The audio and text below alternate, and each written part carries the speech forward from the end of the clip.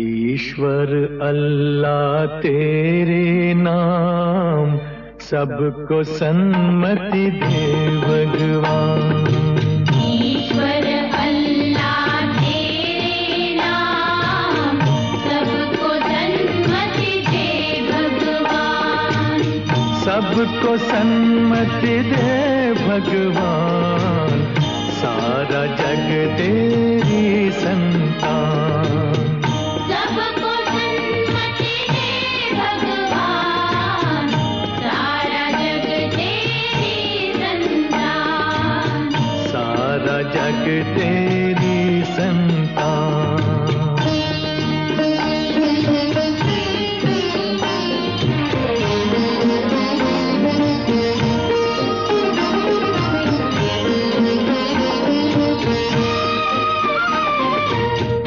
धरती पर बसने वाले सब हैं तेरी गोद के पाले। इस धरती पर बसने वाले सब हैं तेरी गोद के पाले। सब हैं तेरी गोद के पाले। कोई नीच न कोई महान, सबको सन्मति दे भगवान। सबको सन्मति दे भगवान, सारा जग तेरी संतान। सारा जग तेरी संतान।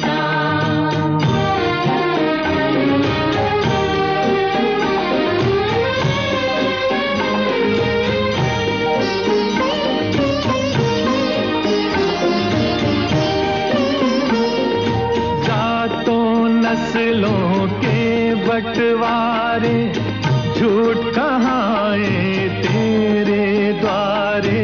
जातों नस्लों के बंटवारे झूठ कहाए तेरे द्वारे। झूठ कहाए तेरे द्वारे। तेरे लिए सब एक समान, सबको सन्मति दे भगवान। सबको सन्मति दे। सर्वधर्म समभाव की भावपूर्ण श्रद्धांजलि में मैं सबसे पहले महाराष्ट्र के एक अति विशिष्ट संरक्षक परिवार परम आदरणीय विलासराव देशमुख जी के सुपुत्र परम आदरणीय माननीय श्री अमित जी देशमुख, जो वैद्यकीय और शिक्षण मंत्री भी हैं और विरासत में जिन्हें और राजनीति भुट्टी में मिली हुई है, बहुत सम्मान के साथ आज के कार्यक्रम का आगाज, इसकी शुरुआत और भावभीनी श्रद्धांजलि के लिए मैं आदरणीय अमित जी देशमुख जी से निवेदन करता हूं कि आएं और दिवंगत आत्मा स्वर्गीय अहमद पटेल जी के प्रति अपनी सद्भावनाएं प्रकट करें।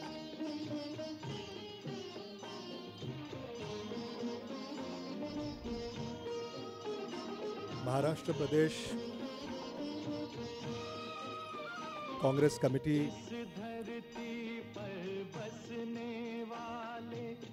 मुंबई विभागीय काँग्रेस कमिटी आणि संपूर्ण काँग्रेस परिवाराच्या वतीने काँग्रेसचे ज्येष्ठ नेते, आपल्या सगळ्यांचे लाडके आदरणीय अहमद पटेल साहब हे अचानक आपल्यातून निघून गेले।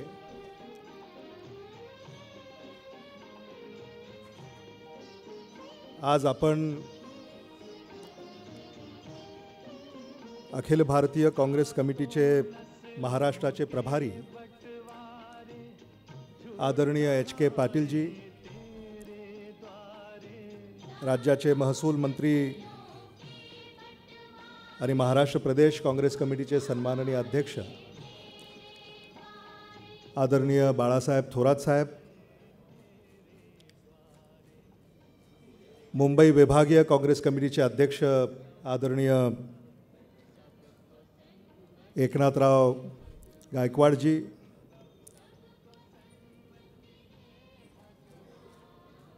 यांच्या वतीनं आपण या ठिकाणी एकत्रित झालेले आहोत. आदरणीय अहमद पटेलजी अखिल भारतीय काँग्रेस कमिटीमध्ये आणि गेली अनेक दशकं भारतामध्ये काँग्रेस जनांच्या साठी ते काय होते हे शब्दांमध्ये मला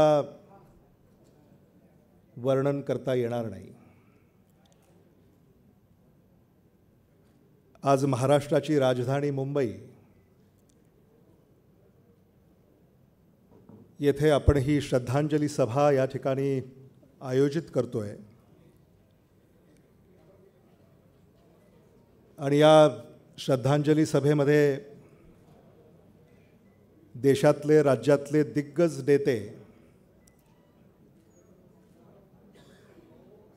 साहित्यिक, लेखक, कलाकार, पत्रकार,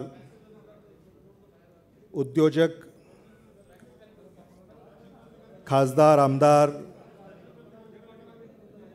लोकप्रतिनिधी हे सारे आज आपल्यामध्ये सम्मिलित होत आहेत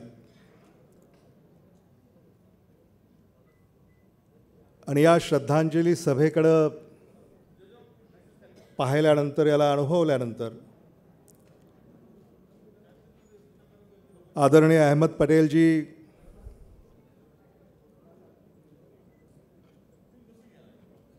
यांची ख्याती ही सर्वदूर होती याबद्दल आपल्या कोणाच्याही मनामध्ये शंका नाही. सगळ्याच राजकीय पक्षांमध्ये मैत्रीपूर्ण संबंध, अजात शत्रू, अखिल भारतीय काँग्रेस कमिटीचे अध्यक्ष, भारताचे माजी पंतप्रधान आदरणीय राजीव गांधीजी यांच्यापासून त्यानंतर भारताचे माजी पंतप्रधान PV नरसिंहरावजी, आदरणीय सीताराम केसरीजी, आदरणीय सोनिया गांधीजी या अखिल भारतीय काँग्रेस कमिटीच्या अध्यक्षांबरोबर अगदी निकटवर्तीय म्हणून ज्यांनी काम पाहिलं, आपल्या नेत्याचा विश्वास,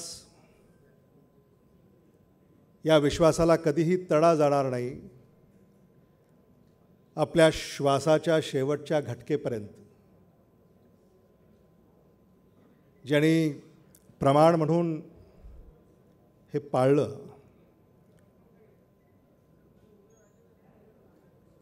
याबद्दल आपल्या सगळ्यांनाच याची जाणीव आहे. आज महाराष्ट्रामध्ये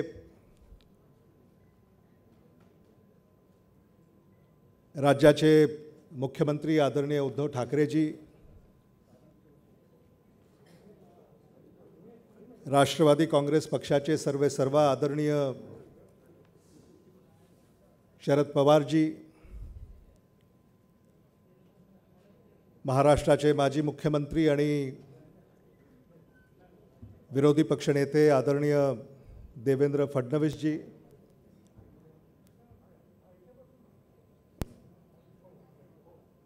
महाराष्ट्र विधानसभेचे अध्यक्ष नाना पटोलेजी,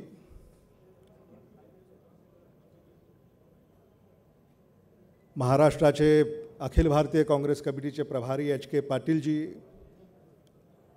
महाराष्ट्राचे मुख्यमंत्री आदरणीय अशोकराव चव्हाणजी, महाराष्ट्राचे माजी मुख्यमंत्री आदरणीय पृथ्वीराज चव्हाणजी, आदरणीय माजी मुख्यमंत्री सुशीलकुमार शिंदेजी, या सगळ्यांनीच या श्रद्धांजली सभेमध्ये सम्मिलित होऊन आमच्या नेत्याचा गौरव वाढवण्याचं काम केलेलं आहे. याबद्दल मी आपल्या सगळ्यांचेच आभार या ठिकाणी व्यक्त करू इच्छितो. अहमद पटेलजी यांना गमावून आम्ही काय गमावलं हे कधीही न भरून निघणारी पोकळी ही अखिल भारतीय काँग्रेस पक्षाच्या मध्ये निर्माण झालेली आहे. वैयक्तिक पातळीवर आदरणीय विलासराव देशमुख साहेबांच्या समवेत त्यांचा स्नेह काय होता हे माझ्यापेक्षा अधिक याची जाणीव आपल्या सगळ्यांना आहे. त्यामुळे माझं हे वैयक्तिक नुकसान कधीही न भरून निघणारं झालेलं आहे हे इथं मला विनम्रपणे नमूद करावंसं वाटतं. आदरणीय सोनिया गांधीजी यांचे अत्यंत विश्वासू आदरणीय राहुल गांधीजी यांचे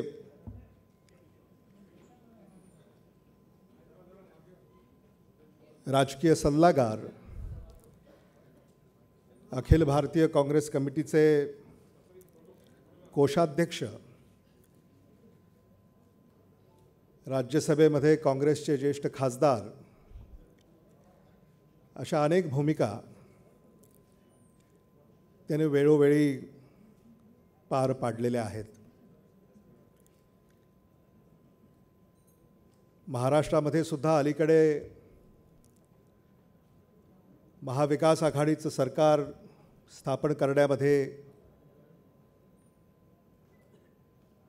आदरणीय अहमद पटेलजी यांची महत्त्वाची भूमिका राहिली. मी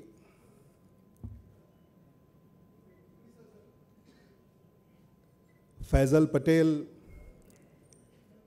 मुमताज पटेल या ठिकाणी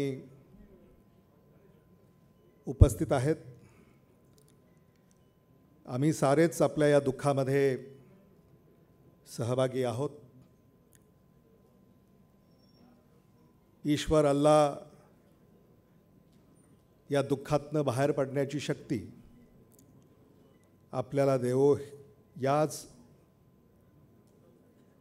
प्रार्थना या ठिकाणी मी व्यक्त करतो. आपल्या सगळ्यांचे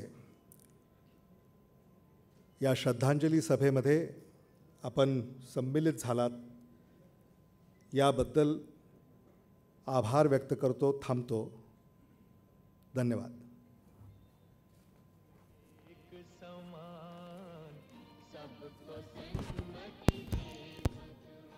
माननीय श्री अमित जी देशमुख, वैद्यकीय शिक्षण मंत्री, अभी अभी भावपूर्ण श्रद्धांजलि देकर गए हैं.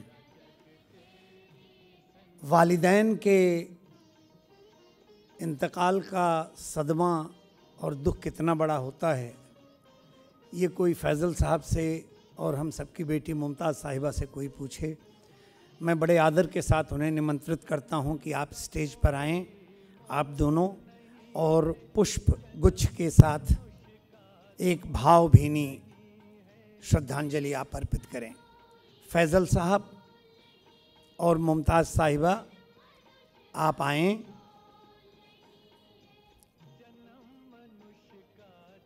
और जन्नत नशीन वालिद जनाब अहमद पटेल साहब के लिए फूलों की श्रद्धांजलि अर्पित करें।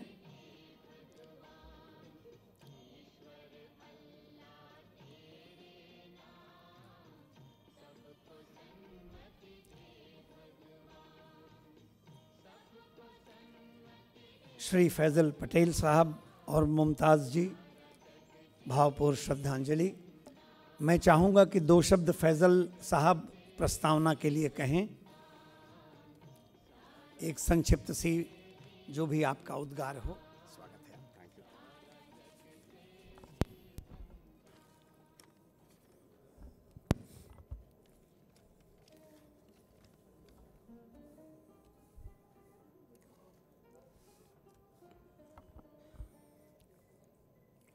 Honorable Sharad Pawar ji, Honorable Balasaheb Thorat ji, and other distinguished friends and supporters of Ahmed Patel ji, thank you for being here today. If there was one word which I would use to describe my father and senior leader of the Congress Party, Ahmed Patel ji, is the word unifier. In private life and public life, he had this relentless ability to unify, rally, and galvanize people of diverse viewpoints. And today's gathering is a living testimony to this fact. Even after his untimely demise, he has managed to unite so many of you from different parties, walks of life, and ideologies. I have often wondered why he had this rare trait of able to bring diverse people into a room and get them to talk or able to forge the most unlikely alliance. He was akin to that large banyan tree that had the capacity to provide shelter and warmth to many others. I have realized that it was due to his immense faith and conviction in our nation's secular and pluralistic fabric. He was a fierce secularist who believed everyone, irrespective of their background, had a valid voice which merits hearing. And this explains why his office represented this thought.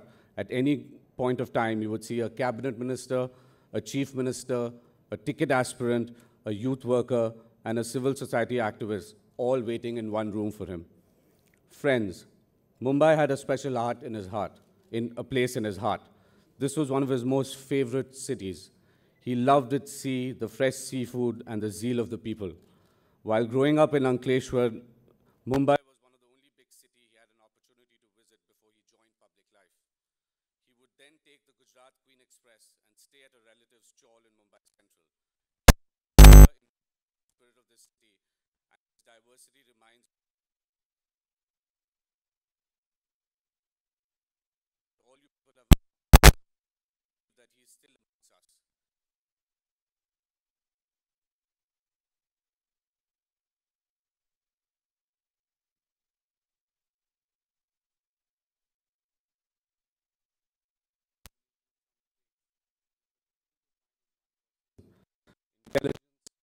Zeal, trust, and empathy.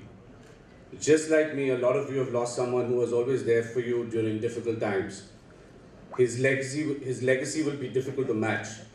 But as his son, along with my sister Mumtaz, we have to try helping lakhs of people who depend on him for their livelihood.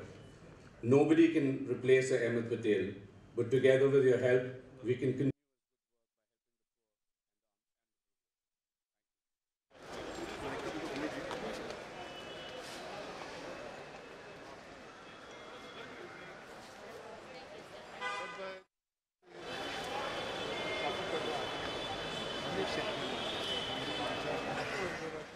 पाँच बार राज्यसभा, 8 बार गुजरात का प्रतिनिधित्व करने वाले आदरणीय अहमद पटेल जी का पद जितना बड़ा था उतनी ही उनकी सौम्यता थी। उर्दू जबान के माहिरीन में उनका शुमार था। मुझे याद है एक घटना, आदरणीय हमारे प्रेसिडेंट प्रणव जी के यहाँ, प्रणब मुखर्जी साहब के यहाँ एक नशिस्त थी।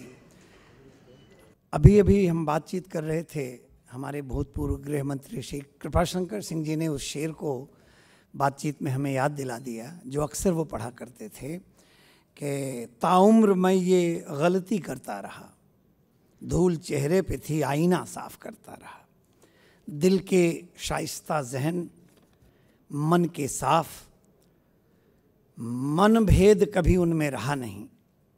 हिंदी उर्दू ज़बान के अलंबरदार, मैं बड़े आदर के साथ विरोधी पक्ष के नेता, भूतपूर्व मुख्यमंत्री महाराष्ट्र सरकार परम आदरणीय श्री देवेंद्र फडणवीस जी, नूतन महाराष्ट्र की कल्पना को साकार करने वाले साहित्यकारों के संरक्षक, हम सब चाहते हैं कि आएं, अपनी भावपूर्ण श्रद्धांजलि से अपना मंतव्य व्यक्त करें।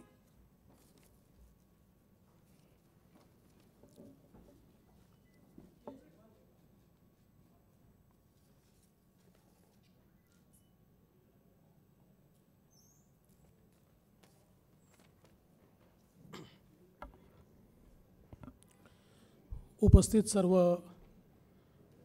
शोकाकुल जन हो, सन्माननीय श्री अहमद पटेल जी यांचं अचानक दुःखद निधन झालं आणि सर्वांनाच एक प्रकारचा हा धक्का होता। देशाच्या एकूण राजकारणामध्ये एक प्रचंड मोठं स्थान हे माननीय अहमदभाईंनी त्या ठिकाणी मिळवलं होतं आणि विशेषतः काँग्रेस पक्षामध्ये काँग्रेसचं संघटन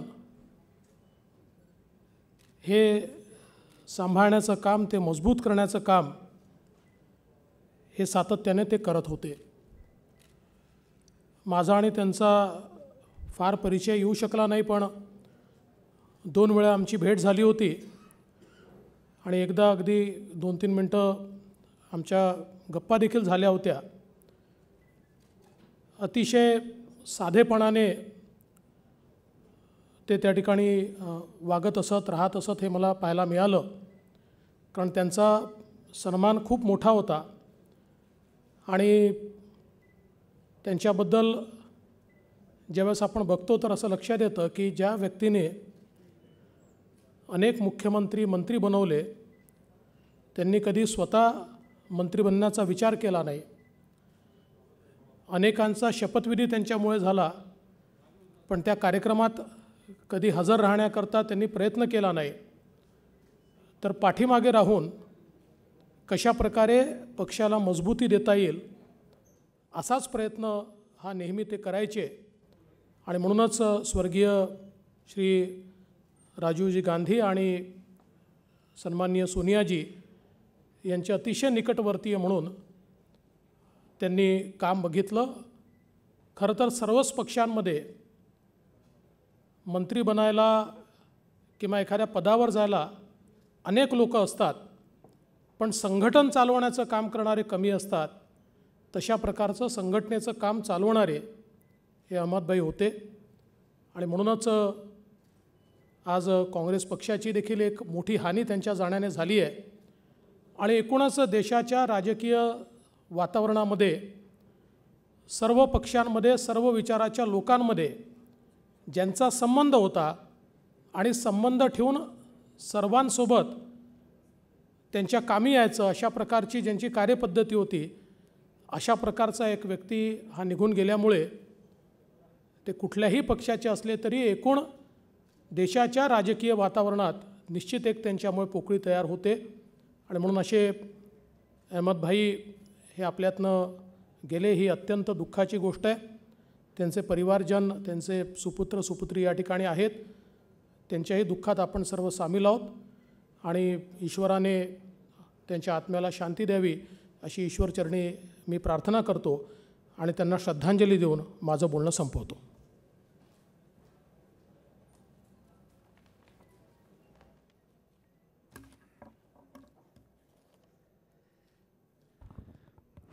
अत्यंत भावभीनी श्रद्धांजलि और हृदय से निकला हुआ उद्गार। आइए इस भावपूर्ण श्रद्धांजलि का कारवां इसी तरह से आप सबकी संवेदनाओं से, आप सबकी दुआओं से जन्नत में अल्लाह ताला उनको आला मुकाम अता फरमाए, उनके परिवार वालों को जमील सब्र अता फरमाए, आप सबकी दुआएं उनके साथ हों।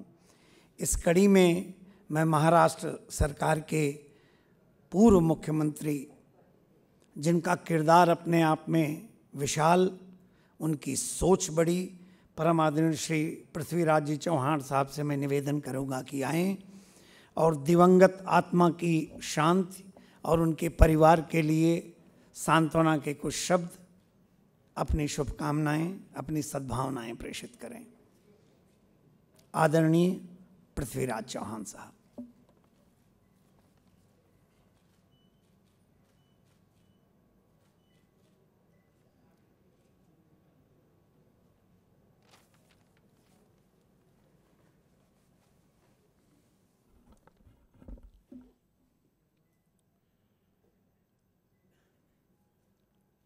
सर्व शोकाकुल बंधू भगिनींनो,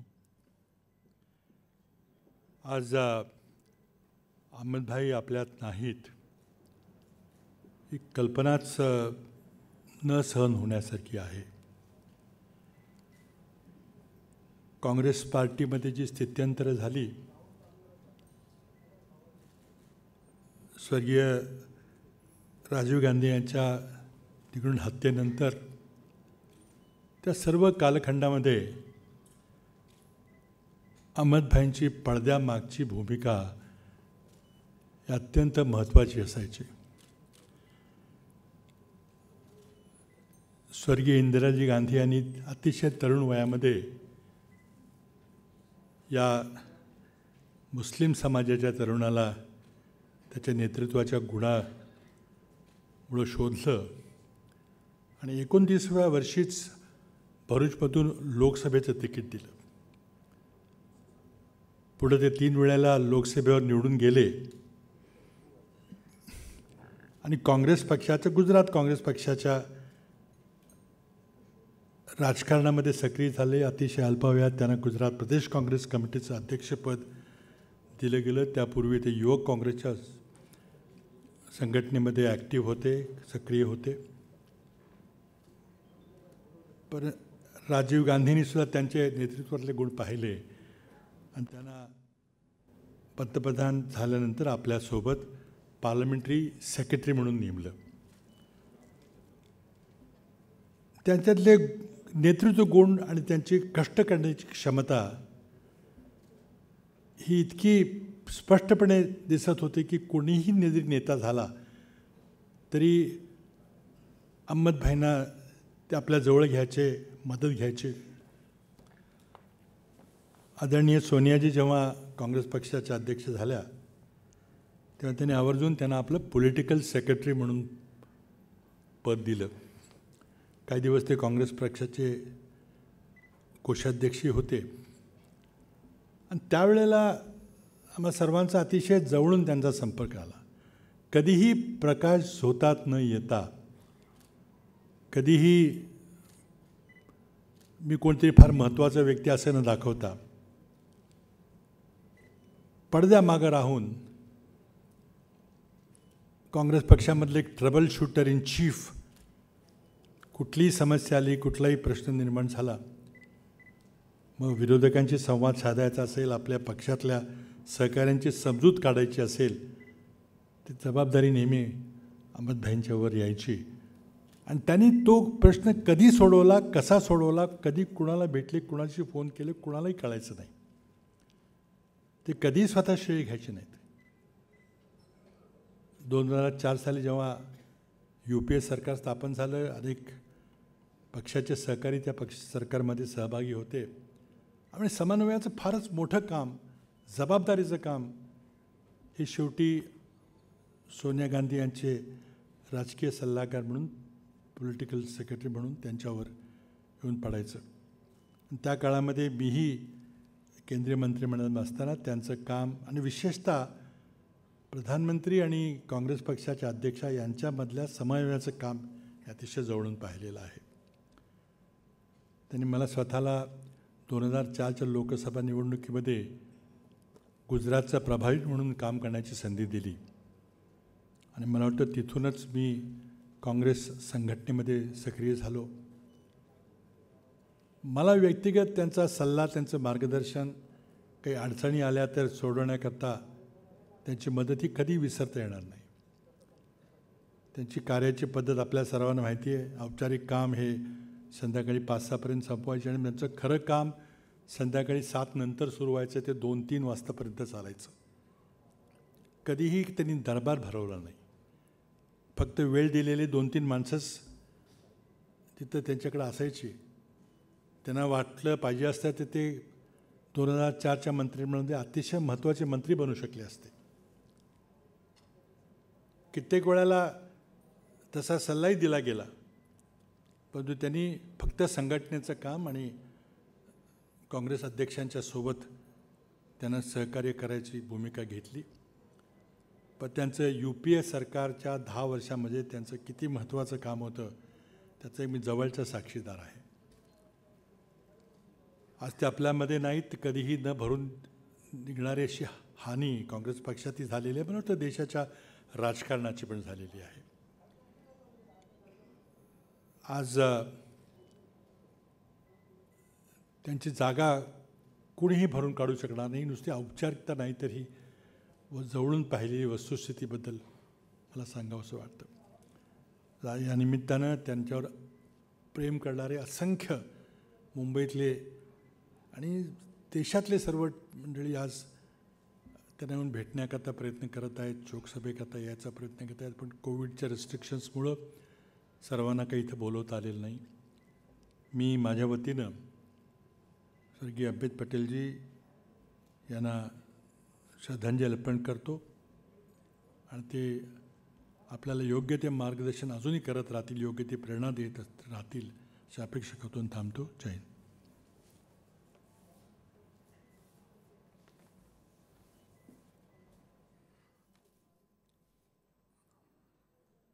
श्री अहमद पटेल साहब के ऊपर जब भी कोई दायित्व पार्टी ने दिया, चाहे वो सरदार सरोवर प्रोजेक्ट रहा हो, 5 ज़िलों के एकीकरण की बात रही हो, भरूच और अंकलेश्वर के डेवलपमेंट की बात रही हो, या नेहरू शताब्दी पर समारोह के भवन की व्यवस्था की बात रही हो, या जवाहर भवन जिसके कि वो ट्रस्टी थे, कांग्रेस की सर्वदल भौमिक कमेटी में उनका वर्चस्व सदैव अग्रणी रहा है. मैं बड़े आदर के साथ एक ऐसे व्यक्तित्व के, एक ऐसी शख्सियत के हुजूर पेश होने जा रहा हूँ जो हमारी फिल्म इंडस्ट्री की शान है, आन है, उसकी जान है. और इस जुनूनी तौर पर अदब से उनकी वाबस्तगी है कि गंगा जमुनी तहजीब के वो अलंबरदार हैं. हर एक लफ्ज़ से कानों में शहद घोल गया. ये कौन है कि जो उर्दू ज़बान बोल गया. हिंदी और उर्दू को समान रूप से इस देश में विकसित करने के लिए फिल्म इंडस्ट्री के माध्यम से आदरणीय जावेद अख्तर साहब हमारे पास इसमें तशरीफ़ फरमा हैं. मैं गुजारिश करता हूं कि आप तशरीफ़ लाएं और ताज़ियत का ये खिराज अक़ीदत का ये जो भावभीनी श्रद्धांजलि का जो प्रोग्राम है, आप उसमें अपनी संवेदनाएं व्यक्त करें. जनाब जावेद अख्तर साहब.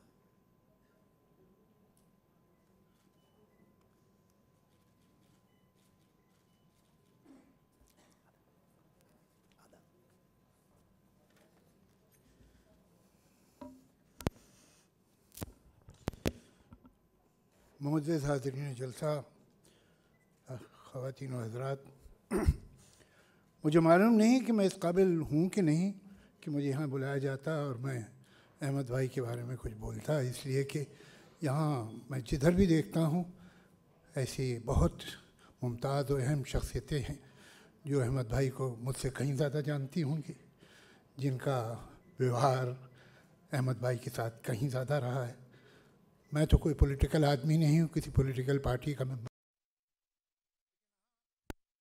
प्रेसिडेंट साहब का करम था, मेहरबानी थी कि उन्होंने मुझे नॉमिनेट किया राज्यसभा के लिए, और वहाँ मुझे ये मौका मिला कि अहमद भाई से मुलाकात हो. और कई बार कुछ काम ऐसे थे जिसके लिए मुझे उनसे बार बार मिलना पड़ा. वहाँ मैं एक मकसद से गया था कि हिंदुस्तान में जो राइटर्स हैं, जो म्यूज़िशियंस हैं, उनके कॉपीराइट के हुकूक बड़े लिमिटेड थे और उससे बड़ी बड़ी कंपनियां, बड़े बड़े प्रोड्यूसर फ़ायदा उठाते थे और इन राइटर्स को, इन कंपोज़र्स को, म्यूजिशियंस को, और म्यूजिशियन से मतलब है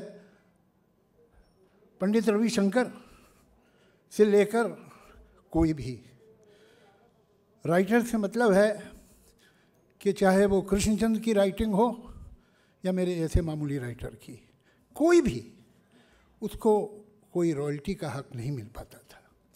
इस बारे में हमने जाके प्रधानमंत्री जी से भी मिले, सोनिया जी से भी मिले, और उन दोनों ने यही मशवरा दिया कि आप जाके अपोजिशन लीडर से ज़रूर मिलिए। तो अरुण जेटली साहब से मुलाकात हुई, सुषमा स्वराज जी से हुई, और सब ने हमारी मदद का वादा किया। लेकिन अब होता क्या है कि हुकूमत में हर एक से मिलना आसान काम नहीं होता, ख़ास तौर से हमारे जैसे लोग जो गए थे नए नए। अहमद भाई वो एक पुल थे मेरे लिए, जिनसे मैं जाके जो बात कहता था, शिकायत करता था या गिला करता था, कहाँ डिले हो रहा है, क्या प्रॉब्लम हो रहा है, वो वहाँ तक कहते थे। उनकी एक ख़ास तकिया कलाम था जो आप सब लोग जानते होंगे, बात करता हूँ। न हम पूछते थे कि वो किससे बात करेंगे, न वो हमें बताते थे। उनकी शख्सियत में मैंने चाहे वो हाउस में देखा हो या हाउस से बाहर जहाँ सब बैठते हैं, सारी पार्टी के लोग आपस में बैठ के बातें भी करते हैं, चाय भी पीते हैं, गप्पे भी मारते हैं। एक चीज़ जो सबसे अहम मैंने एज अ राइटर नोट की उनकी शख्सियत में, उनके पास कितनी ताकत थी इसका अंदाज़ा उन लोगों को है जिन्होंने उनके अच्छे वक्तों में उन्हें देखा है। वही सोर्स ऑफ पावर थे। बड़े बड़े मिनिस्टर्स भी मैंने उनसे बात करते सुने हैं कि क्या होना चाहिए, क्या नहीं, क्या बात कहाँ पहुँच जानी चाहिए, कहाँ नहीं। मैंने उन्हें कभी ज़रा से ऊंचे लहजे में, ज़रा से कड़वे लहजे में, ज़रा से हुक्म के लहजे में बात करते सुना ही नहीं, और मैं ये बात दावे से कर सकता हूँ कि किसी ने भी नहीं सुना होगा। इतना इन्फ्लुएंस, इतनी ताकत, इतनी पोजीशन और इतना लो प्रोफाइल। हम तो सियासत की वो दुनिया देखते हैं कि जहाँ लोग एक उल्टा सीधा स्टेटमेंट इसलिए देते हैं कि ये कंट्रोवर्शियल हो जाएगा, ये तो अखबार में छप जाएगा, इस पे तो टीवी पे बात हो जाएगी। अपना प्रोफाइल रखने के लिए, अपनी प्रेजेंस का पता दिलाने के लिए क्या क्या बातें होती हैं। आधी बातें तो शायद होती है इसलिए कि लोगों को ये पता चल जाए कि हम भी हैं दुनिया में। उस दुनिया में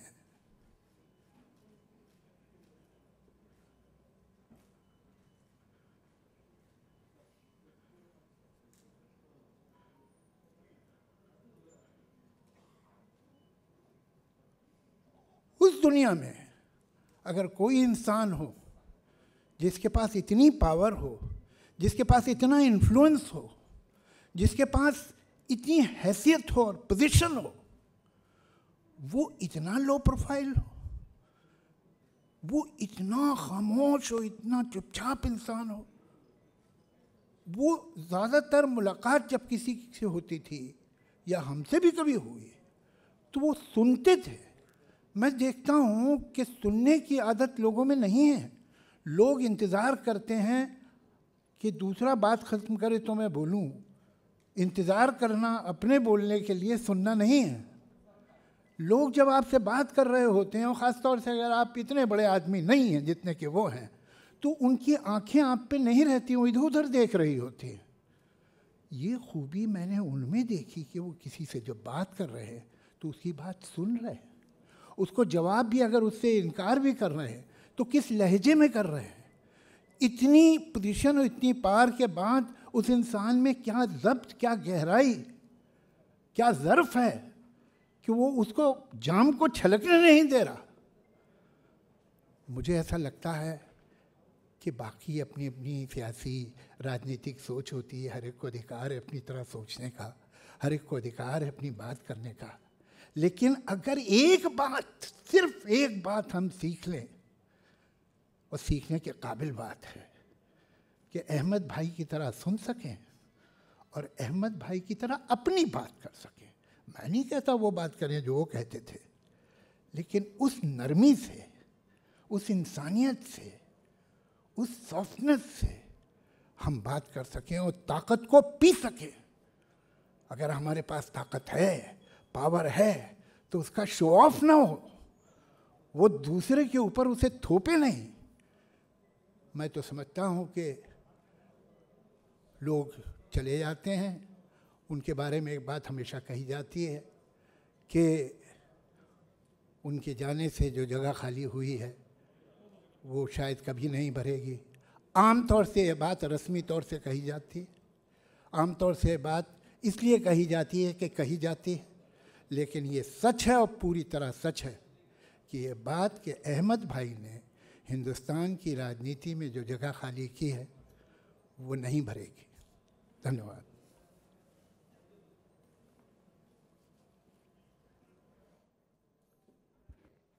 अभी आपने आली मर्तबत जावेद अख्तर साहब का इजहार ख़याल सुना। उन्हीं की बात मैं एक शेर के हवाले से आप सब तक पहुंचाना चाहता हूं। एक लफ्ज़ है सखावत, दानशीलता।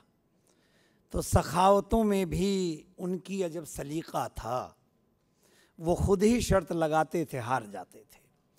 सत्ता की इतनी ताकत रखने के बाद भी उनकी विनम्रता, उनकी सौम्यता, अगर आप इस फ़ोटो को बहुत ध्यान से देखें, जितनी निर्मल हंसी उनकी है। मैं जिक्र कर रहा था उस छोटी सी नशिस्त में जहाँ मैं गया था, तो मुझे आदेश हुआ भारत के राष्ट्रपति महोदय का कि अच्छा इनके बारे में कुछ कहो। तो मैंने बेसाख्ता उस नशिस्त में कह दिया था कि खुशी में दर्द के रिश्ते छुपाता रहता है, अजीब शख्स है बस मुस्कुराता रहता है। 100 समस्याओं का एक हल, अहमद पटेल साहब की एक निर्मल हंसी। आइए महाराष्ट्र में समाजवादी पार्टी के रूहे रमा जनाब अबू आज़मी साहब, जो न केवल गरीबों के मसीहा हैं, उनके दरबार में जो भी कोई पहुंच गया, चाहे वो हिंदू हो चाहे मुसलमान हो, इंसान होना ही उनके लिए काफ़ी है। मैं चाहता हूं कि इस ताज़ियत के, इस खिराज अक़ीदत के प्रोग्राम में आएँ और अपनी संवेदनाओं से अवगत करें।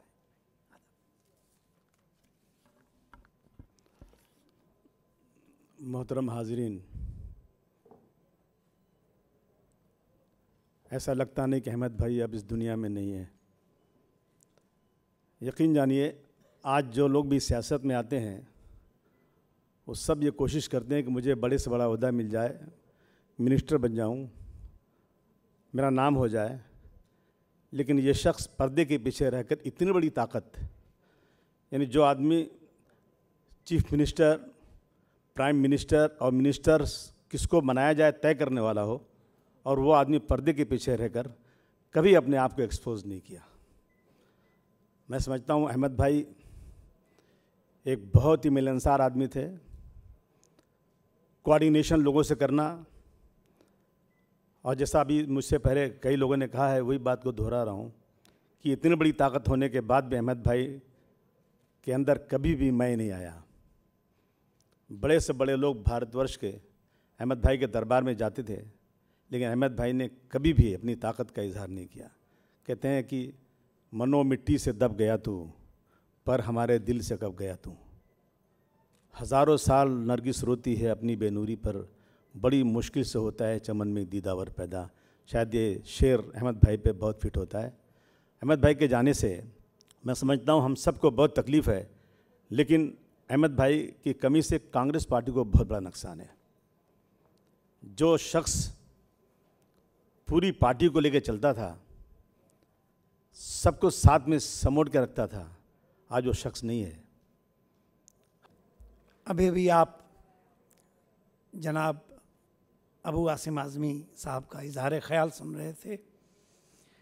जिस शिद्दत से, जिस शफ़क़त के लहजे में, जिस जज्बे से उन्होंने इजहार किया, यकीन करें कि उनके बेटे और उनकी साहबजादी को कहीं न कहीं सब्र के साथ साथ सुकून का एहसास होगा।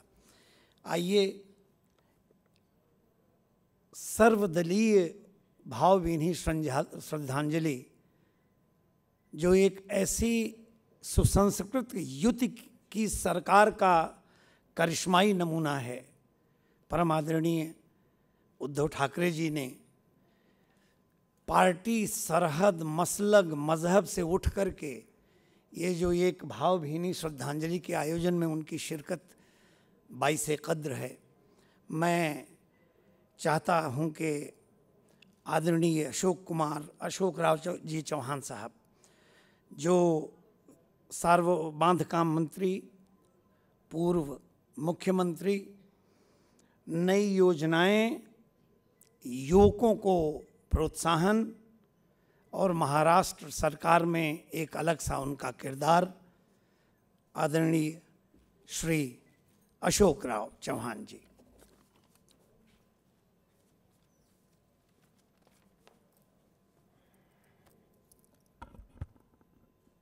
उपस्थित सर्व मान्यवर, काँग्रेस पक्षाचे ज्येष्ठ नेते, खासदार आणि आम्हा सर्वांचे अतिशय निकटवर्तीय मी ज्यांना म्हणेन, ते अहमदभाईंना भावपूर्ण श्रद्धांजली अर्पित करण्याकरता आपण सर्वजण या ठिकाणी आलेलो आहोत। केवळ राजकीय क्षेत्रातलीच नव्हे, तर सामाजिक, सांस्कृतिक आणि त्यांना मानणारा मोठा चाहता वर्ग, जो केवळ महाराष्ट्रातच नव्हे संपूर्ण देशामध्ये त्यांना मानणारा अनेक क्षेत्रातला वर्ग हा आज त्यांना भावपूर्ण श्रद्धांजली अर्पित करीत आहे।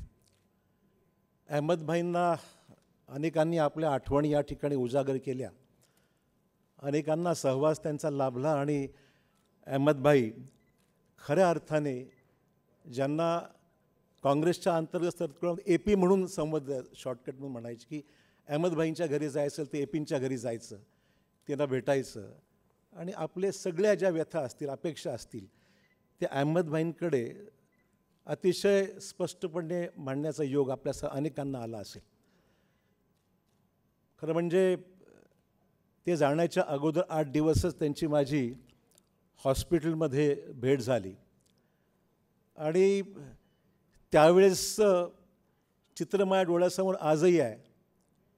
हॉस्पिटलमध्ये ते चांगले होत होते, बेडवरून उठून बसले होते आणि एका सुरक्षित अंतरावर त्या ठिकाणी बसून त्यांनी माझ्याशी जवळपास अर्धा तास गप्पाही मारल्या आणि त्यावेळेस असं क्षणभरही मनात वाटलं नाही की अहमदभाईचं असं काही होईल असं कोणालाही वाटलं नव्हतं, परंतु नियतीला काही वेगळंच मान्य होतं आणि 8 दिवसानंतर मात्र त्यांची तब्येत खालावत गेली आणि शेवटी ते आपल्यातून निघून गेल्याचं आपण सर्वांनी अनुभवलेलं आहे।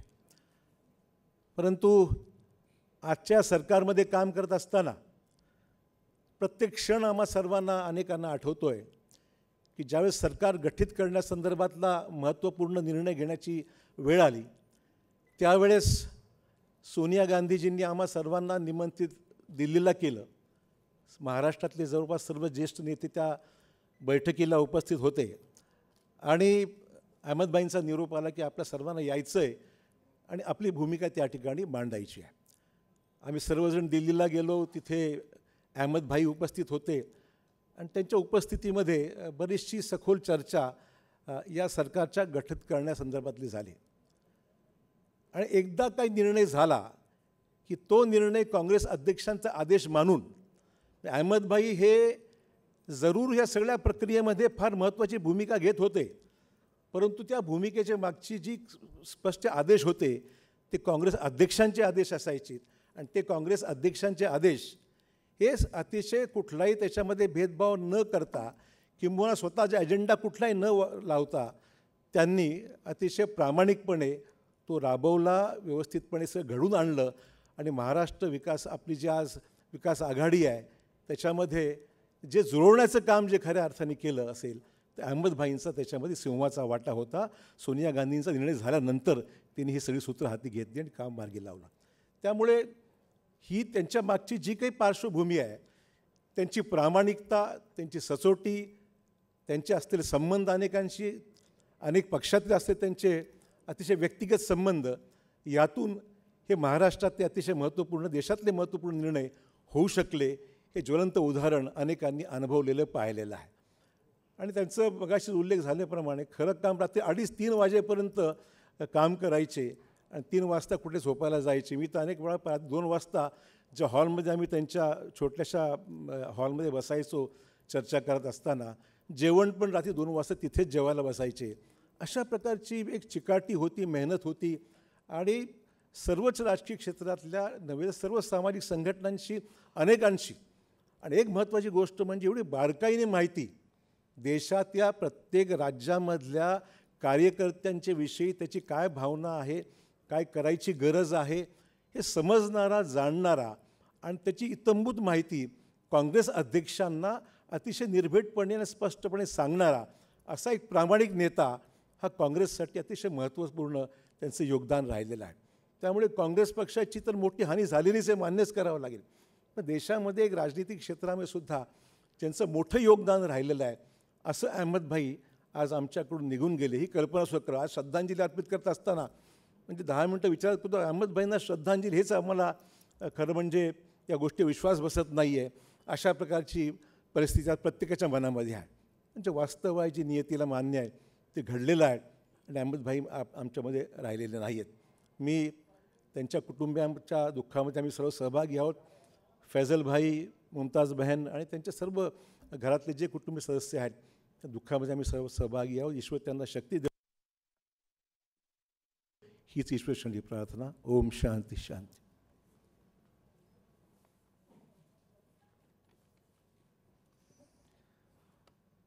उत्कृष्ट महाराष्ट्र के भूतपूर्व मुख्यमंत्री, केंद्रीय गृह मंत्री, राज्यपाल रह चुके, सुदर्शन सर्वप्रिय नेता परमादरणीय श्री सुशील कुमार शिंदे जी, मृदुभाषी, सच को सच और झूठ को झूठ कहने का रुतबा रखने वाले एक ऐसे बावकार शख्सियत को हम दावत देते हैं कि आप आएँ और अपनी भावभीनी श्रद्धांजलि अर्पित करें.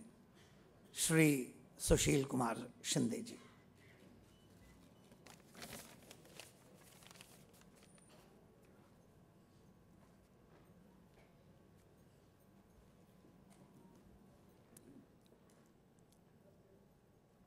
अहमदभाईला श्रद्धांजली अर्पण करण्याची वेळ असं आम्हाला वाटलं नव्हतं. ते तसं पाहिलं तर तरुण होते. 1992 साली मी महाराष्ट्राच्या मंत्रिपदाचा राजीनामा देऊन जनरल सेक्रेटरी म्हणून दिल्लीत गेलो. नरसिंगरावजी प्रधानमंत्री होते, काँग्रेसचे अध्यक्षही होते. आणि त्याच वेळेस नवल किशोर शर्मा, अहमद पटेलजी ते पॉलिटिकल सेक्रेटरी दुसरे होते त्या ठिकाणी. पण नवल किशोर शर्मा, त्याच्यानंतर आमचे पुजारी होते आणि मी नवीन होतो. सोनिया गांधी काही अध्यक्ष नव्हत्या त्यावेळेस. आणि देशाला, संपूर्ण देशाला माहिती होतं की नरसिंगराव प्रधानमंत्री अध्यक्ष आणि सोनिया गांधी फॅमिली ज्यांनी या देशावर सगळं राज्य केलं ते मात्र बाजूला. अशा परिस्थितीमध्ये अहमदभाई जनरल सेक्रेटरी म्हणून नरसिंगराव आणि सोनिया गांधीजी यांच्यामधला दुवा होते. जे निर्णय व्हायचे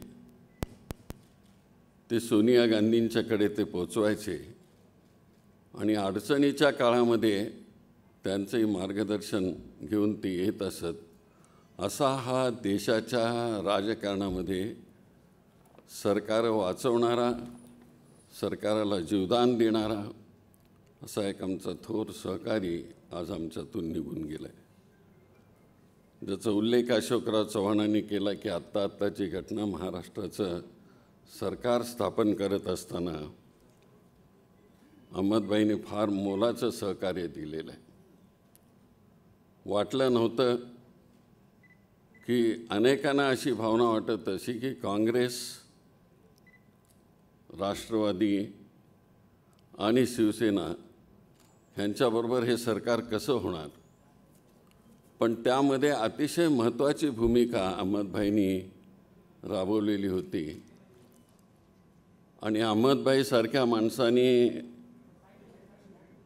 त्या ठिकाणी असं सारखं वाटायचं की हे होईल की नाही, पण त्यांनी हे सगळं जुळवून आणलं. मला माहिती आहे की त्यात वेळ कमी असल्यामुळं ते काही सांगता येणार नाही, पण त्या शेवटच्या क्षणामध्ये अहमदभाईंनी केलेले जे मोलाचं सहकार्य आहे त्याच्यामुळंच हे सरकार स्थापन होण्याच्यामध्ये खूप मोठी मदत झालेली आहे. अहमदभाई खूप रात्रीपर्यंत जागायचे. एक प्रचंड अशा प्रकारची स्मरणशक्ती असणारा हा नेता, तामिळनाडूचा कार्यकर्ता असो, आसामचा असो किंवा अरुणाचलचा कार्यकर्ता असो, त्यांची सगळ्यांची नावं, त्यांचं पॉलिटिकल करिअर हे माहिती असणारा नेता. दिल्लीत बसणारा नेता, त्याच्या डोक्यावर प्रचंड अशा प्रकारचं ओझं असतं. तो चिडचिड करत असतो, रागाला येत असतो, पण अहमदभाई किती कठीण प्रसंगामध्ये कधी रागाला आलेले नाही, कधी त्यांचा रडवेला चेहरा दिसला नाही. सतत ते आनंदी असायचे आणि कसं मार्ग काढायचे ते कुणालाही कळत नसे. आज तो मार्ग काढणारा एक थोर नेता आमच्यातून गेला आहे. मी अनेक आठवणी आहेत, त्या सगळ्या सांगता येणार नाही, पण काँग्रेसचे हात बळकट करण्यामध्ये, पडत्या काळामध्ये हात बळकट करण्यामध्ये अहमदभाईचा वाटा खूप मोठा आहे. आणि अलीकडच्या काळामध्ये गुजरातचे माजी मुख्यमंत्री आणि देशाचे पंतप्रधान यांच्याबरोबर दोन हात करताना देखील अतिशय स्ट्रॅटेजिकली त्यांनी ह्या देशामध्ये काम केलं, ते कुणालाही विसरता येणार नाही. आम्हा सगळ्यांचं दुःख आहे की असा एक सहकारी निघून गेला, ती पोकळी भरून येणार नाही. मुमताजजी, फजलजी आणि त्यांच्या सर्व कुटुंबियाच्या दुःखामध्ये आम्ही सहभागी आहोत. मी श्रद्धांजली अर्पण करतो.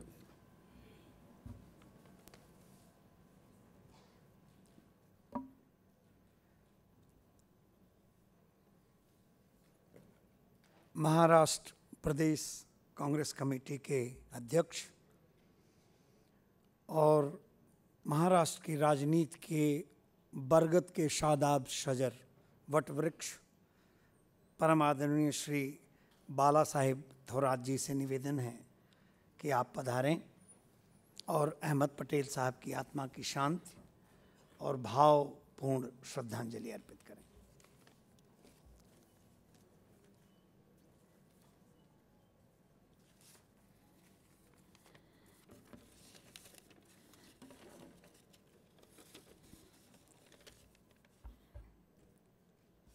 सन्माननीय मुख्यमंत्री आदरणीय पवार साहेब, माननीय एच के पाटील साहेब, फैजलभाई, बहन मुमताजजी, समाजाच्या विविध क्षेत्रातील उपस्थित असलेली सर्व मान्यवर, सर्व बंधू आणि भगिनी, आज आपण आदरणीय नेते अहमद पटेल साहेबांना श्रद्धांजली वाहतो आहोत. खऱ्या अर्थानं अहमद पटेल साहेबांचं जाणं याचा अर्थ काँग्रेस पक्षातील एक अध्याय संपला असं म्हणलं तरी वावगं ठरणार नाही. 40-50 वर्ष काँग्रेस पक्ष म्हणून काम करत असताना काँग्रेसच्या चांगल्या काळात किंवा पडत्या काळामध्ये, अडचणीच्या काळामध्ये सुद्धा ते सातत्यानं एकनिष्ठ राहिले, मार्गदर्शन करत राहिले आणि कधीही कोणत्याही पदाची अपेक्षा ठेवली नाही. आणि म्हणूनच काँग्रेसच्या संपूर्ण इतिहासातील या कालखंडाच्या इतिहासामध्ये अत्यंत महत्त्वाची भूमिका ज्यांनी बजावलेली आहे, आदरणीय सोनेजींना, आदरणीय राहुलजींना ज्यांनी साथ दिलेली आहे, भक्कमपणे योग्य असा निर्णय कायम ते देत गेले, मार्गदर्शन ते करत गेले, असा एक महत्त्वाचा दुवा आज निखळलेला आहे. आदरणीय अहमद पटेल साहेब म्हणजे खऱ्या अर्थाने एक दंतकथेसारखं आयुष्य जगले असं म्हणलं तरी वावगं ठरणार नाही. समाजाच्या सर्व स्तरामध्ये त्यांचा थेट संपर्क होता, उठबस होती, ओळख होत्या, परिचय होता, जिव्हाळ्याचे नाते होते आणि या सगळ्यांचा उपयोग त्यांनी काँग्रेस पक्षाकरता सदैव केला.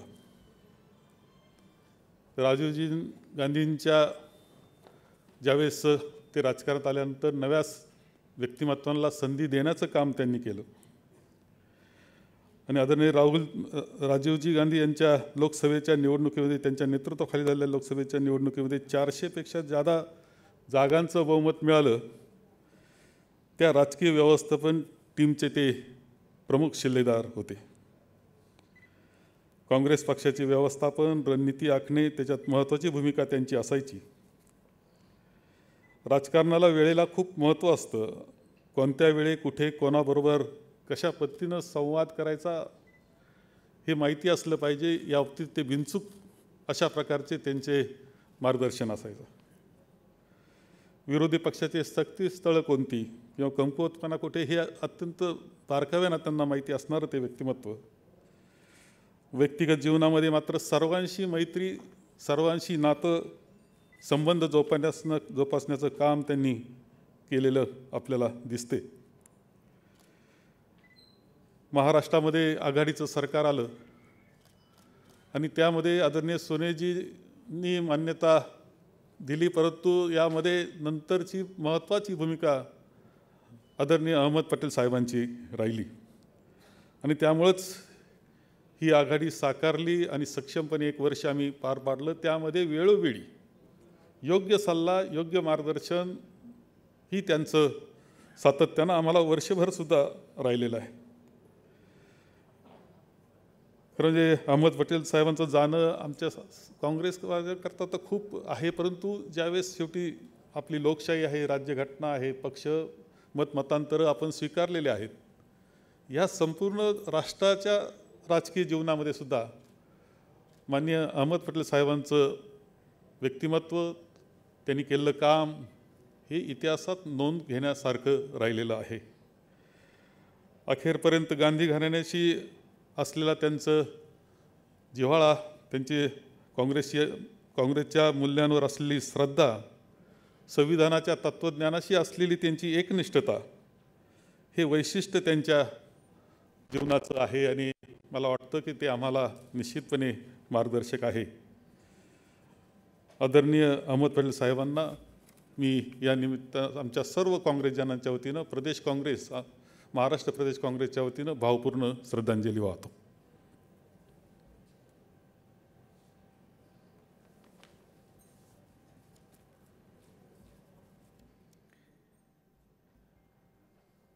आदरणीय श्री H.K. पाटिल, प्रभारी महाराष्ट्र और general secretary all India Congress committee, आदर के साथ उन्हें आमंत्रित करते हैं इस भावभीनी श्रद्धांजलि पर्व में. प्रभावी पहुंच, ऑन द स्पॉट डिसीशन. परम आदरणीय से निवेदन है कि आप आएं और अहमद पटेल साहब की आत्मा की शांति और उनके स्वर्ग में निरंतर रहने के लिए सद्भावना.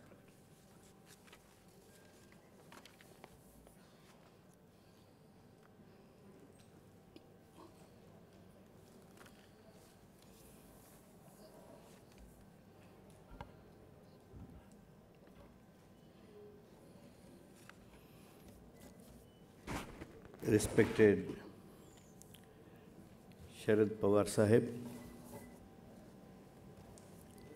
Honorable Chief Minister,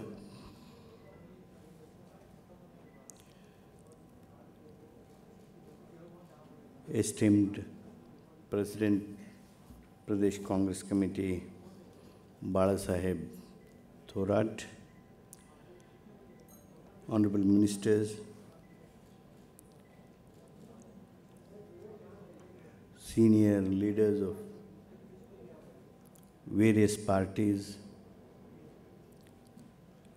friend Faisal Patel, Sister Mamtaj,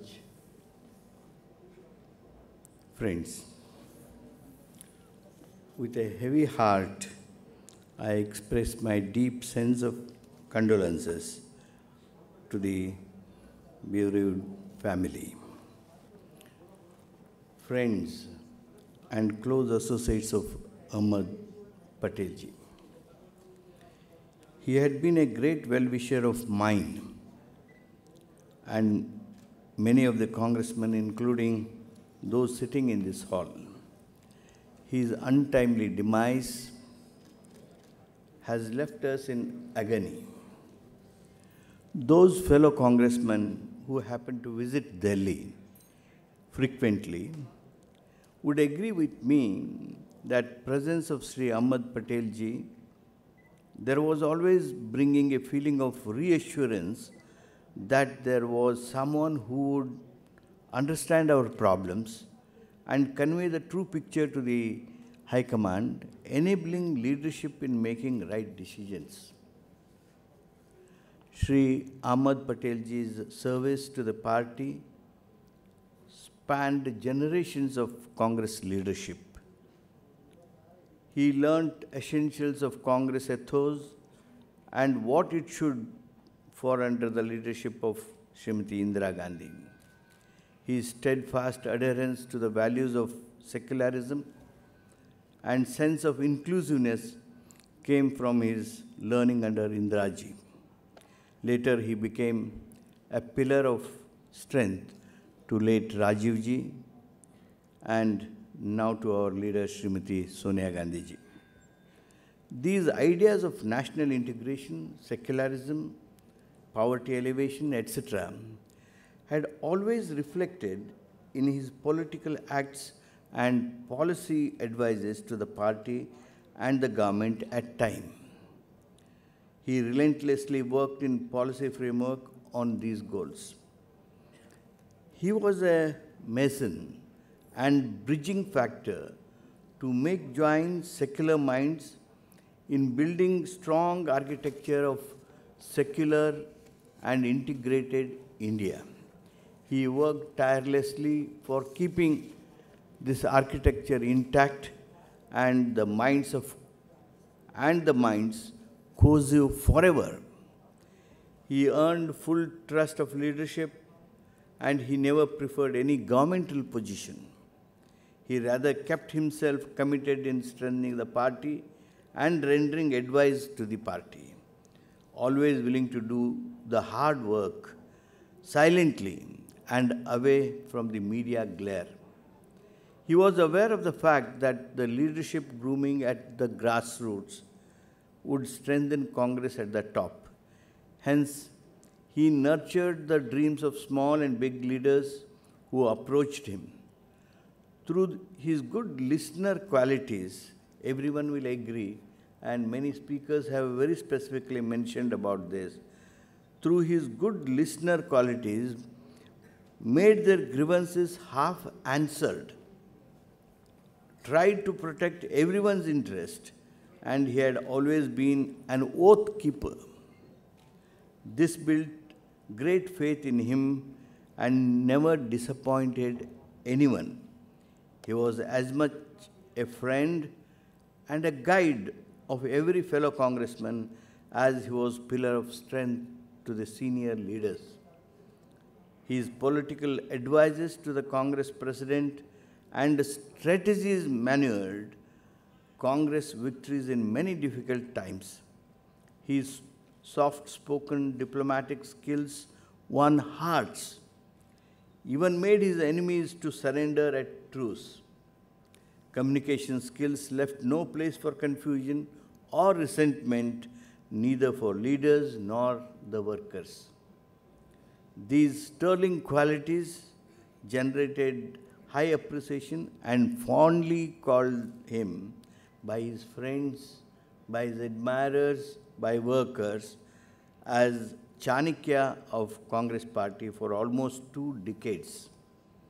Friends, we have to accept the diktat of the Almighty and realize the reality that Sri Ahmed Patel ji is no longer with us. We will all miss his comforting and inspiring presence amongst us. May the Almighty give eternal peace to his noble soul. Jai Hind.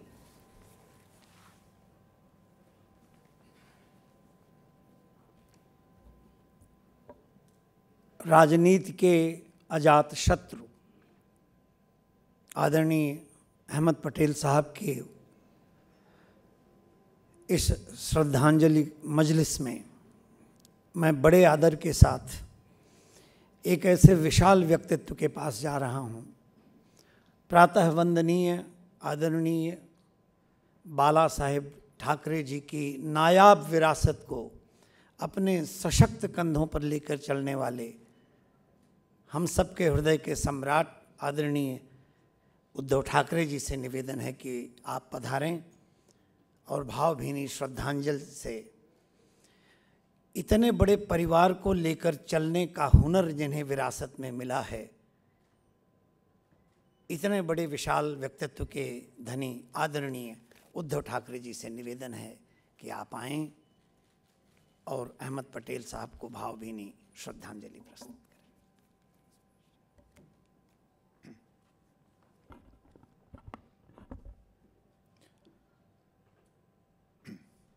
आपल्याप्रमाणे माझाही विश्वास बसत नाही आहे की आपण सर्वजण अहमद भाईंना श्रद्धांजली वाहण्यासाठी आलेलो आहोत।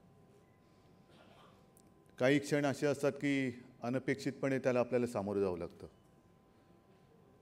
आणि माझ्याबद्दल म्हणाल तर 2 धक्के आहेत। एक तर मी आल्यापासून जुन्या जाणत्या सर्व काँग्रेस जनांचे म्हणा किंवा जावेद भाई आपण बोलत होतात, अहमद भाईंच्या जुन्या आठवणी सांगत होते। माझ्याकडे अशा काही आठवणी नाहीत। याचं कारण असं की जेवढी कारकीर्द अहमद भाईंची आपल्यासमोर सांगितली गेली आणि आपण सर्वजण त्याचे साक्षीदार आहात, त्यातली बहुतांश संपूर्ण त्यांची कारकीर्द ही अहमद भाई एक काँग्रेसचे नेते म्हणून आणि साहजिकच आहे, मी आज जरी पक्षप्रमुख असलो तरी तेव्हा शिवसेनेचा नेता किंबहुना कार्यकर्ता म्हणून राजकीय मतभेदात गेली। प्रत्येक वेळेला काँग्रेसकडनं असे काही डावपेच टाकले जायचे की विरोधक नाही म्हटलं तरी नामोहरम व्हायचे आणि मग चौकशी केल्यानंतर लक्षात यायचं की याच्या मागे अहमद भाई आहेत। आणि म्हणून मी म्हटलं की मला तरी हे 2 धक्के असे आहेत की एक तर काँग्रेस आणि शिवसेना कधी जवळ येईल, माझी आणि अहमद भाईंची जी काय ओळख झाली ती अशा पद्धतीने ओळख होईल आणि ती झाल्यानंतर जरा कुठे आमचं चांगलं जुळलंय, एक नवीन राजकीय नातं त्याची सुरुवात होते, पुढे जाते आणि ते मार्गी लागत असताना अचानक काळाचा आघात होतो काय आणि अहमद भाई आपल्यातून जातात काय। मनापासून सांगतो की जे काय वर्णन अहमद भाईंचं इकडे केलं गेलं, मी स्वतः माझा अनुभव सांगताना हेच सांगेन की ज्या वेळेला शिवसेना त्याच्यानंतर पवारसाहेब इकडे आहेत आणि काँग्रेस असं तिघांनी मिळून सरकार स्थापन करण्याचा निर्णय घेतला, कसं काय होणार, काँग्रेस कुठल्या विचारांची, काँग्रेस आणि पवारसाहेब एकत्र आहेत, शिवसेना एका विचाराची, 2 टोकाचे 2 पक्ष 2 ध्रुवावरचे हे एकत्र येणार कसे। आणि मग अहमद भाईंची भेट झाली। एक वैशिष्ट्य मला असं वाटतं की प्रत्येक नेत्यामध्ये असावं लागतं, अनेक कार्यकर्ते येत असतात, भेटत असतात, अनेक माणसं येत असतात, भेटत असतात. प्रत्येकजण आपापली कामं घेऊन येत असतं, गाऱ्हाणी घेऊन येत असतं. प्रत्येक गोष्टी होतातच असं नाही, गाऱ्हाणी सुटतातच असं नाही. पण एखाद्या व्यक्तीला किंबहुना एखाद्या नेत्याला भेटल्यानंतर एक दिलासा मिळतो की आय बाबा मी सांगितलं तर होईल पुढे काहीतरी. अहमदभाईंच्या बाबतीत मी एक सांगेन की फार पूर्वी एकदा माझी त्यांची भेट झाली होती. एक विचित्र राजकीय परिस्थिती होती आणि एक वेगळं वळण मिळालं असतं कदाचित राजकारणाला. आणि तेव्हा माझी आणि अहमदभाईंची भेट झाली होती. किती वर्ष झाली असतील कल्पना नाही. आणि मी त्यांना सांगितलं की अहमदभाई ऐसे होगा तो कैसे होगा. त्यांनी एका शब्दात सांगितले की उद्धवजी चिंता मत करो ये नहीं होगा. म्हटलं कसं आहे, कैसे संभव है, ये तो इस दिशा में हम सब जा रहे हैं. तो नहीं होगा ना, मैं बताता हूँ आपको. आणि नाही होगा म्हणजे नाही होगा, ते झालं नाही. आणि त्याच्यानंतर जेव्हा ही आघाडी घडवण्याची वेळ आली, पवारसाहेब तर आहेतच, एक मोठा आधारस्तंभ आहे. पण पवारसाहेब आपल्यालाही कल्पना आहे तेव्हा आपली पहिली भेट एकत्र झाली होती. मग कसं जुळणार. अनेकांना असं वाटलं की आता होत नाही. अहमदभाईंचा फोन आला, चिंता मत करो ये होगा. आणि ते झालं. आणि नंतर मग कधीतरी त्यांचे फोन यायचे, कैसा चल रहा है, सब ठीक आहे ना. एकदा मी रात्री घरी परतलो होतो, 11 11:30 वाजले होते आणि मला निरोप मिळाला. अहमदभाईंचा निरोप होता, त्यांना आपल्याशी बोलायचं आहे. म्हटलं किती वाजले, 12 सव्वा 12 झाले असतील. म्हटलं बघू तर या फोन करून. अशोकराव तुम्ही जे बोललात त्याच्यात थोडासा वेगळा अनुभव. मी 12 सव्वा 12 वाजता फोन केला. मला सांगितलं अहमदभाई झोपलेत. म्हटलं ठीक आहे, माझी चूक झाली, उशीर झाला आहे. पण ते लेकिन आप 2-2:30 बजे फोन करिए रात्री. मी 12:30 वाजता फोन केला, मला निरोप मिळाला आता झोपलेत, पण 2 वाजता उठणार आहेत, 2:30 वाजता कोणाची तरी अपॉइंटमेंट आहे. म्हटलं काय माणूस आहे का काय आहे, काय घड्याळचा काटा सुलटा फिरवतो उलटा फिरवतो का, घड्याळ याच्या मर्जीप्रमाणे चालतं, काही कळत नाही. म्हणजे 12:30 वाजता माणूस झोपलाय, 2 वाजता उठणार आणि रात्री 2:30ची कोणाला तरी वेळ दिलेली आहे. हे अशा पद्धतीने काम करणारी माणसं ही शोधू म्हटलं तरी शोधून सापडणार नाहीत. आणि मग मला असं वाटतं की असं मी ऐकलं, सोनियाजी म्हणाले की त्यांच्या जवळचा एक सहकारी गेला, एक कॉम्रेड गेला. मी जेव्हा माझी प्रतिक्रिया दिली तेव्हा म्हटलं एक चाणक्य गेला. याचं कारण की 30, 40, 50 वर्ष, किती वर्ष त्यांची कारकीर्द राजीजींच्यापासून सुरुवात झाली. वयाच्या 26व्या वर्षी मला वाटतं पहिली निवडणूक लढवली त्यांनी आणि नंतर सतत संसदेत राहिले. एखादा कोणी असता तर राज्यमंत्री करा, मंत्री करा, हे करा, मग ते करा.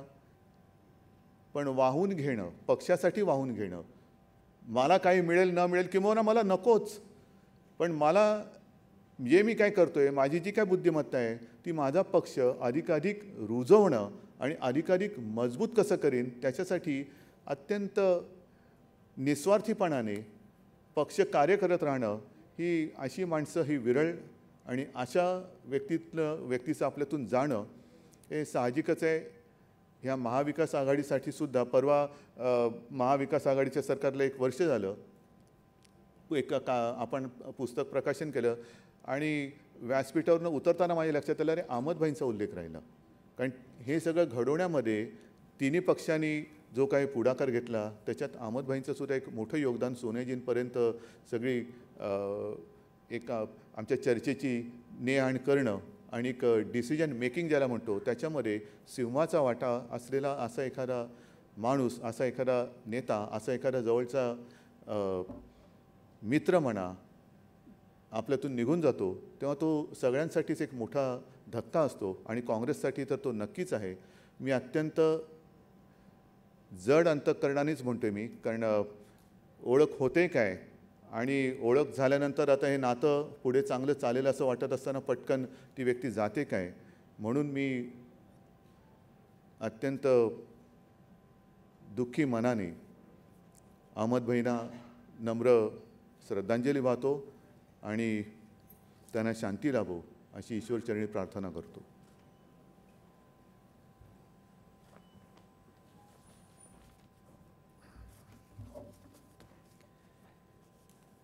राष्ट्रवादी कांग्रेस के रूहे रवां, आधुनिक सापेक्ष राजनीति के महर्षि दधीच, जिनकी रायशुमारी से देश की राजनीति तय होती है, परम आदरणीय इतने पदों पर आसीन रहे हैं हम सबके पिता तुल्य आदरणीय श्री शरद चंद्र पवार जी का अभिनंदन श्रद्धांजलि के लिए। राज्याचे माननीय मुख्यमंत्री आणि अहमदभाईंच्याबद्दल असता असलेले आपण सगळे शोकाकुल बंधू भगिनींनो, मी सकाळपासून विचार करतोय की अहमदभाईंच्या शोकसभेला जाण्याच्या संबंधीचं संकट हे आलेलं आहे आणि कशा पद्धतीनं त्या संबंधी बोलावं. आपण नेहमी लोकांशी किंवा अशा प्रसंगी बोलत असताना काही व्यक्तींची कुठं ना कुठं तुलना करण्याच्याबद्दलचा सुद्धा प्रयत्न करत असतो. पण मला अहमदभाईंच्या बाबतीत तेही काही समजेना. विचार केल्याच्या नंतर एका व्यक्तीची आठवण मला झाली. अहमदभाई हे सत्तेच्या राजकारणात थोडेसे होते. राजीव गांधींच्या बरोबर आधी संसदेत निवडून आल्याच्या नंतर अत्यंत थोडा काळ त्यांनी सत्तेच्या राजकारणात सहभाग केला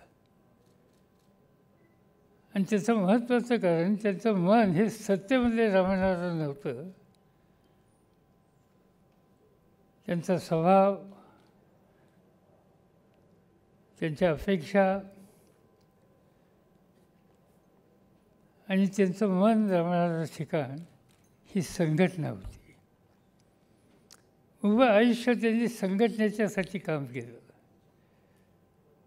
राजीवजींच्या बरोबरपासून आता संजय यांच्याबरोबर साथ देत असताना अखेर जगाचा निरोप घेईपर्यंत सतत संघटक, संघटना प्रमुख, संघटनेचा सहकारी हाच त्यांचा सगळीकडे रोल होता. हा आपण सगळ्यांनी पाहिलेला आहे. माझ्या दृष्टीनं या पद्धतीनं महाराष्ट्राच्या राजकारणामध्ये आणखीन एका व्यक्तीने उभं आयुष्य काम केलं. ते गेले थोडे दिवस सत्तेमध्ये, पण सत्तेमध्ये त्यांचं मन नसायचं आणि ते म्हणजे वसंतदादा पाटील. वसंतदादा पाटील यांचा संबंध कालखंड ज्यांना ठाऊक आहे त्यांना हे गोष्ट लक्षात येईल की दादांचं सगळं आयुष्य त्यांनी संघटनेमध्ये घालवलं. संघटनेबद्दल आस्था, संघटनेच्या कार्यकर्त्यांच्याबद्दलची प्रेमभावना, लोकांच्याशी सुसंवाद साधण्याच्याबद्दलचा त्यांचा प्रयत्न. ते अपघातानं मंत्रिमंडळामध्ये गेले. त्यांचं मंत्रिमंडळात खरं फारसं मन नव्हतं, पण सबंध आयुष्य त्यांचं संघटनेमध्ये गेलेलं होतं. आणि अहमदभाई नेमके त्याच विचाराचे, त्याच पद्धतीनं आयुष्य जगले. मी 1984 साली पहिल्यांदा भारताच्या लोकसभेत निवडून गेलो आणि त्यावेळेला राजीव गांधींच्या नेतृत्वाखाली एक नवीन फळी ही संसदेमध्ये दिसत होती. त्याच्यामध्ये प्रकर्षानं आमचं लक्ष, मी समोरच्या बाजूला होतो, या तरुणांच्याकडे असायचं. त्याच्यामध्ये अहमदभाई हे प्रामुख्यानं दिसायचे. नंतरच्या काळामध्ये विशेषतः 1995च्या नंतर आजपर्यंत संसदेमध्ये मला सतत जाण्याची संधी मिळाली आणि या सगळ्या काळामध्ये संसदेमध्ये अहमदभाई होते. त्या सगळ्या कालखंडामध्ये कधी सत्तेमध्ये आम्ही लोक असताना, सत्तेत मी असताना आम्ही सत्ताधारी पक्षाचा प्रतिनिधी नव्हतो, पण संयुक्त सरकारमधला प्रतिनिधी होतो. आणि त्या काळामध्ये त्या संयुक्त सरकारला चालवण्याच्यासाठी यानं त्या कारणातून ज्या समस्या निर्माण व्हायच्या त्या समस्या दूर करण्याच्यासाठी सुनियरांच्या वतीनं किंवा काही काळामध्ये मनमोहन सिंगांच्या वतीनं सुद्धा सुसंवाद ठेवण्याचं काम हे अहमदभाई करत असत आणि अतिशय शांतपणानं कुठेही दिखावा नाही, कुठेही प्रसिद्धीचा मोह नाही, सहजपणानं निर्माण झालेल्या प्रश्नाचा उलगडा लक्षामध्ये आल्याच्या नंतर त्यातनं मार्ग काढण्याच्यासाठी फार शांततेनं खबरदारी घेण्याची भूमिका त्यांनी आयुष्यभर केलेली मी स्वतः पाहिलेली आहे.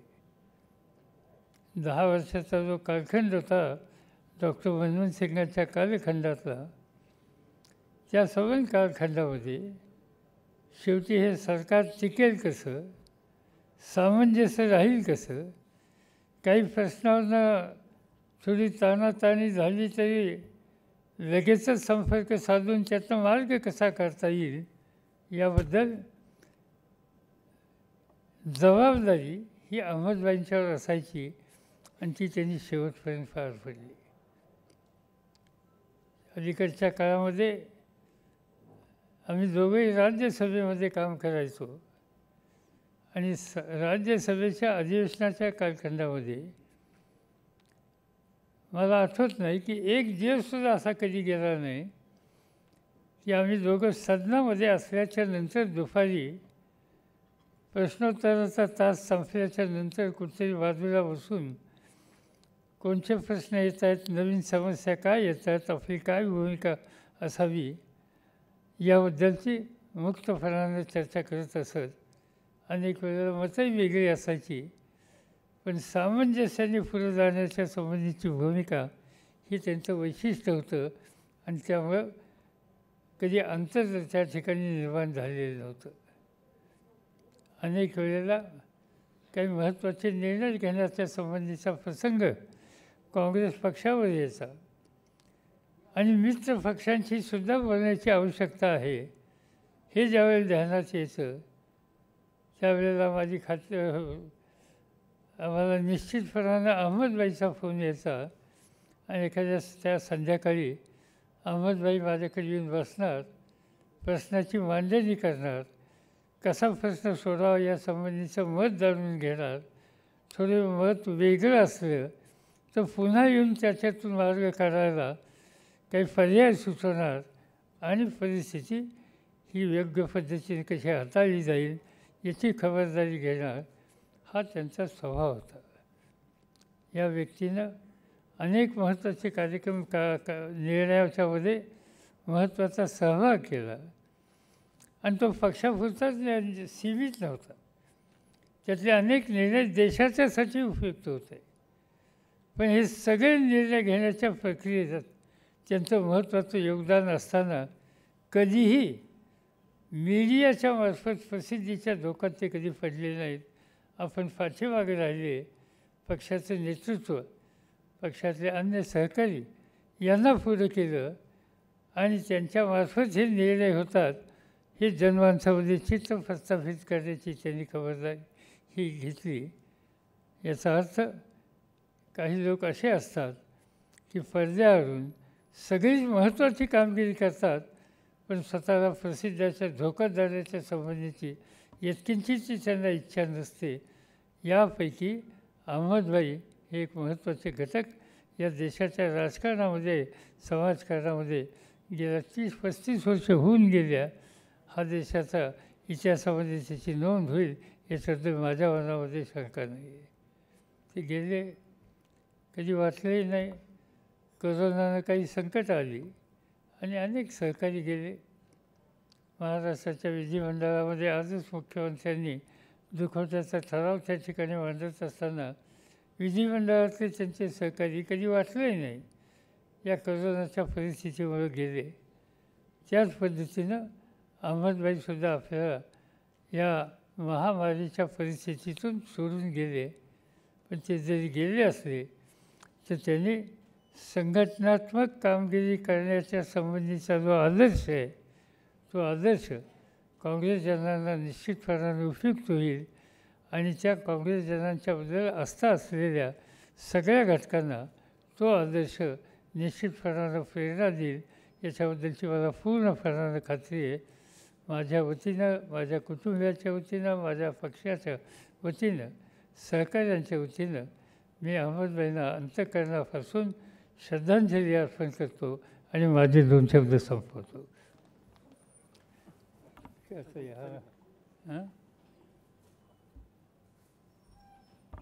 यह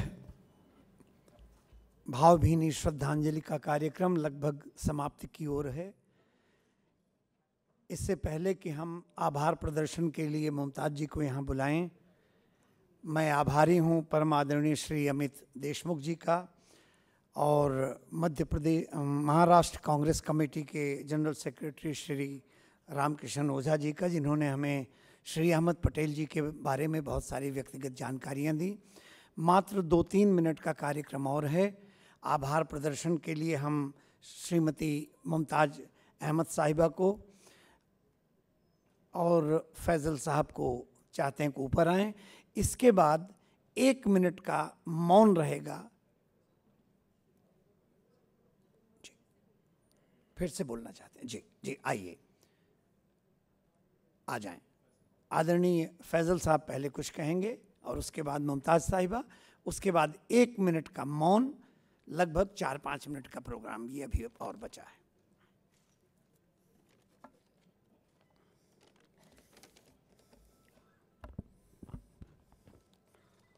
Honorable Chief Minister Uddhav Thackeray ji, Honorable Sharad Pawar ji, Honorable Balasaheb Thorat ji, and other distinguished friends and family, friends and supporters of Ahmed Patel ji, thank you for being here today.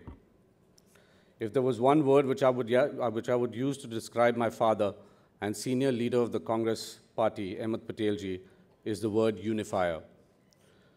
In private life and public life, he had this relentless ability to unify, rally, and galvanize people of diverse viewpoints. And today's gathering is a living testimony to this fact. Even after his untimely death, he has managed to unite so many of you from different parties, walks of life, and ideologies. I have often wondered why he had this rare trait of being able to bring diverse people in a room and get them to talk, or able to forge that unlikely alliance. He was akin to that large banyan tree that had the capacity to provide shelter and warmth to many others. I have realized that it was due to his immense faith and conviction in our nation's secular and pluralistic fabric. He was a fierce secularist who believed everyone, irrespective of their background, had a valid voice which merits hearing. And this explains why his office represented this thought. At any point of time, you would see a cabinet minister, a chief minister, a ticket aspirant, a youth worker, and a civil society activist all waiting in one room for him. Friends, Mumbai had a special place in his heart. This was one of his most favorite cities. He loved its sea, the fresh seafood, and the zeal of the people. While growing up in Ankleshwar, Gujarat, Mumbai was one of the only big cities he had an opportunity to visit before he joined public life. He would then take the Gujarat Queen Express and stay at a relative's chawl in Mumbai Central. He would admire the indomitable spirit of this city, and its diversity reminds me of him in many ways. Seeing the love and respect that all of you people have also made me realize that he is still amongst us.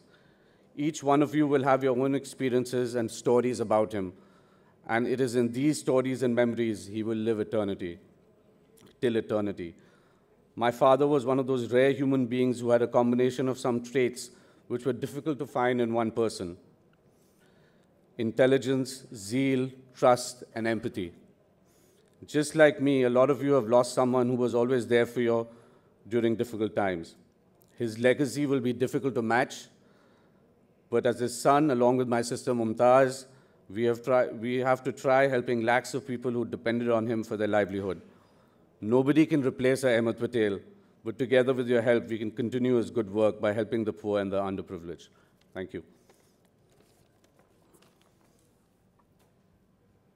मैं मोहतरमा मुमताज़ अहमद साहिबा से गुजारिश करता हूँ कि आप आएँ और खराज अक़ीदत के तौर पर, आभार के तौर पर।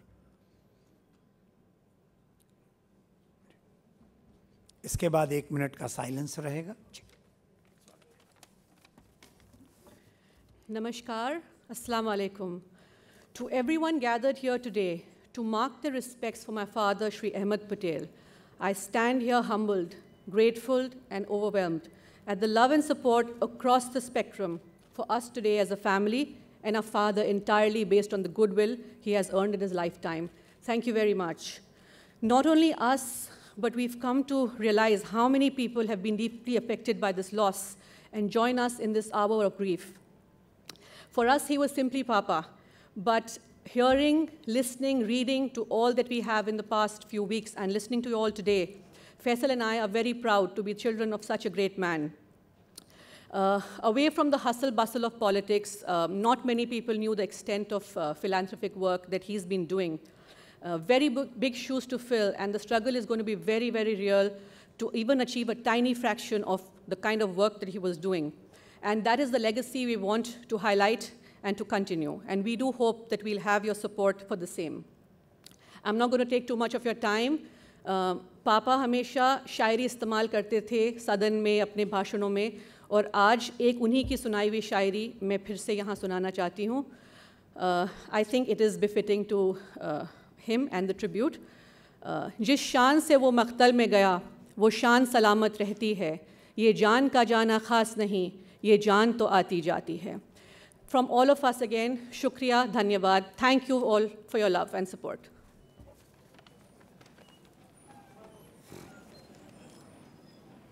हर लम्हा तज़किरात में ज़िंदा रहेंगे आप, हर गोशे हयात में ज़िंदा रहेंगे आप. अहमद पटेल शान वतन आने वतन थे, तारीख़ कायनात में ज़िंदा रहेंगे आप. 1 मिनट का साइलेंस.